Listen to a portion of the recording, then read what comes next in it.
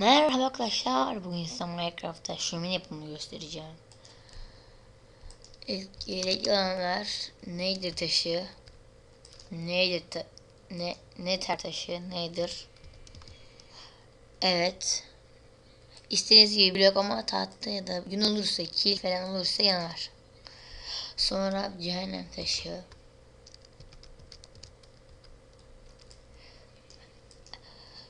Sonra normal bir blok taş yanmayacak.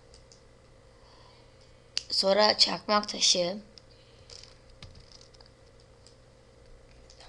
Başlayabiliriz. İlk böyle 1, 2, 3. 3 tane gelecek. 1, 2, 3. 1, 2, 3. Aralarında 3 tane şey olacak şekilde. Aralarında 3 boşluk olacak. O yüzden bu ilk videodan çok heyecanlıyım. Bu ilk videom çünkü. Tamam. Sonra arkasından susun inekler ya. Koyunlar ya.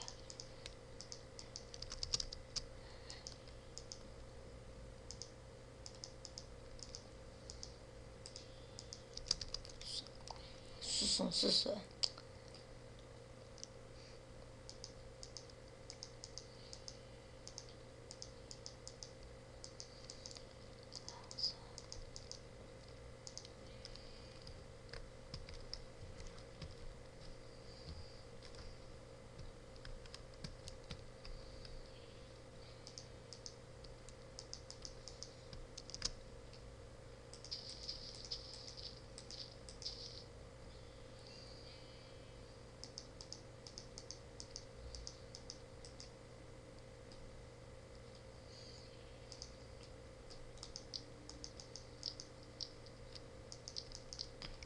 Evet oldu.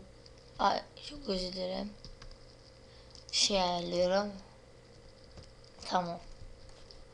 Oldu.